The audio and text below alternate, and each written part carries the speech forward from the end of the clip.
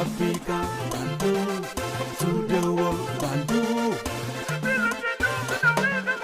Et si c'est chez nous, call us Bantu. Chers amis, chers camarades, bienvenue sur votre plateforme. Les amis, je vous demande, comme d'habitude, de commenter, de partager les vidéos. Ça ne vous prend pas beaucoup de temps. C'est aussi comme ça qu'on peut vulgariser facilement les informations. Mais avant de démarrer, regardez ça.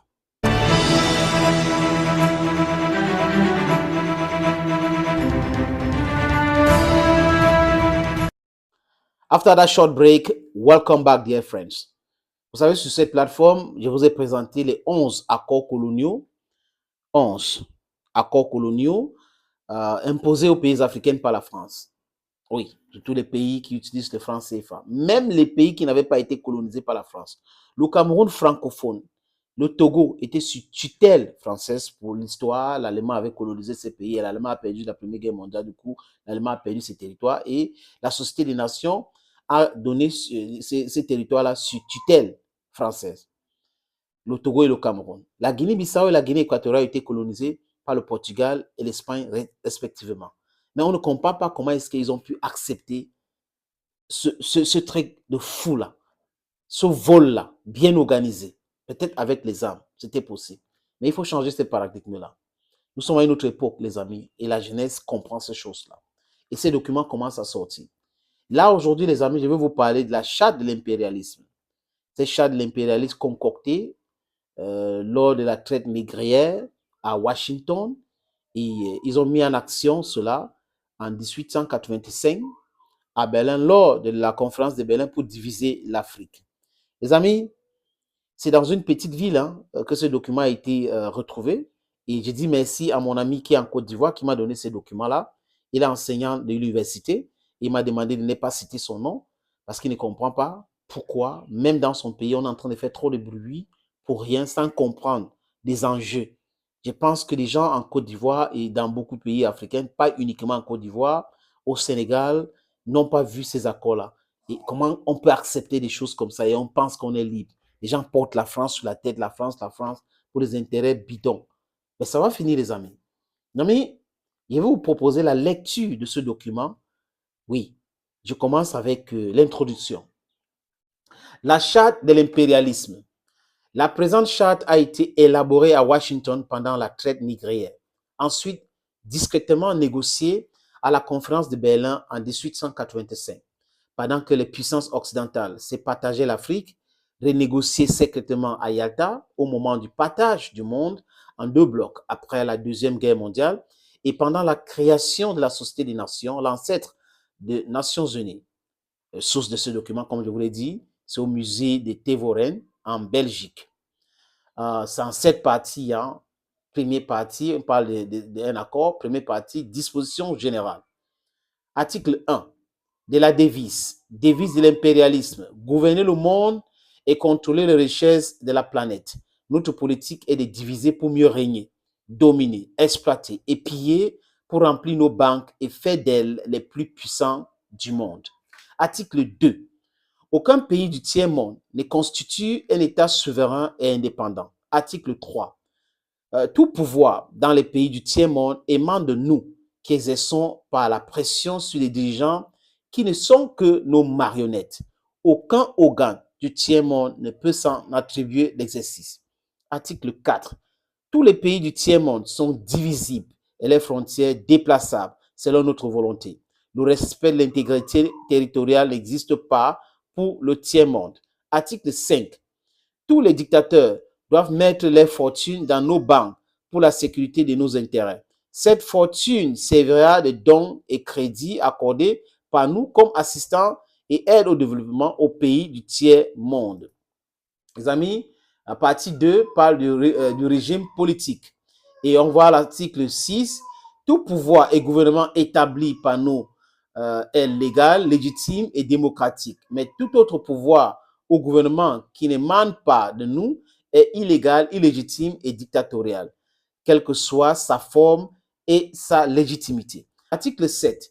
Tout pouvoir qui oppose la moindre résistance à nos injonctions perd par le fait même, sa légalité, sa légitimité, sa crédibilité, il doit disparaître. Section 3. Des traités et des accords. Article 8. On ne négocie pas les accords et les contrats avec les pays du tiers-monde. On les impose ce qu'on veut et subissent notre volonté. Article 9. Tout accord conclu avec un autre pays ou une négociation sans notre aval est nul et nul effet. Ce n'est pas possible. Quatrième partie, de droits fondamentaux. Article 10. Là où il y a nos intérêts, les pays du tiers-monde n'ont pas de droit. Dans les pays du Sud, nos intérêts passent avant la loi et le droit international. Article 11.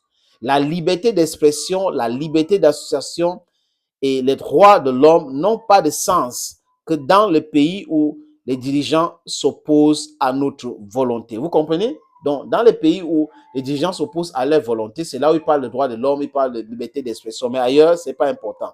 Exemple, vous pouvez donner d'autres exemples. Article 12. Les peuples du tiers-monde n'ont pas d'opinion ni de droit. Ils subissent notre loi et notre droit. Incroyable, mais vrai. Article 13. Les pays du tiers-monde n'ont ni culture ni civilisation sans se référer à la civilisation occidentale. 14. On ne parle pas des génocides, des massacres, ni des crimes de guerre ou des crimes contre l'humanité dans les pays où nos intérêts sont garantis, même si le nombre de victimes est très important. Number 5. Des finances publiques. Article 15. Dans les pays du tiers-monde, nul n'a le droit de mettre dans leur banque un plafond d'argent fixé par nous. Lorsque la fortune dépasse le plafond, on la dépose dans l'une de nos banques pour que les bénéfices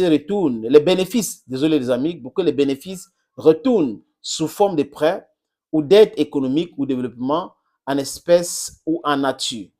Article 16. N'auront droit à l'aide article 16, n'auront droit à l'aide précitée les pays dont les dirigeants font preuve d'une soumission totale à nous, nos marionnettes et nos valets. 17. Notre aide doit être accompagnée de recommandations fortes de nature à empêcher et briser toute action de développement des pays du tiers-monde. Par exemple, le plan d'ajustement du Fonds monétaire international.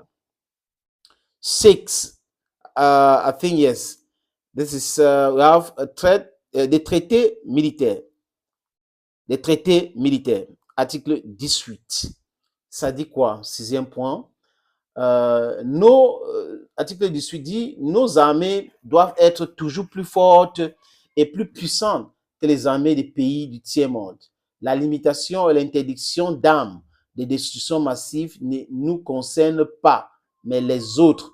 Article 19, nos armées doivent s'entraider et s'unir dans la guerre contre l'armée d'un pays faible pour l'afficher notre suprématie et se faire craindre par les pays du tiers-monde. Ça ne passe pas bien avec la Russie. On a vu votre faiblesse. Et 20, on a toute intervention militaire a pour objectif de protéger nos intérêts et ceux de nos valets. Article 21, toute opération d'évacuation de ressortissants des pays occidentaux cache notre mission réelle, c'est de protéger nos intérêts et ceux de nos valets. Vous avez vu ce qui s'est passé au Niger dernièrement. 7. Accords internationaux. Article 22. Article 22. L'ONU est notre instrument. Nous devons utiliser contre nos ennemis et les pays du tiers-monde pour protéger nos intérêts. Article 23. Notre objectif est de déstabiliser et détruire les régimes qui nous sont hostiles et installer nos marionnettes sur la protection de nos militaires, sur la couverture des mandats de force des Nations Unies. Congo, Mali, on comprend bien maintenant. Article 24.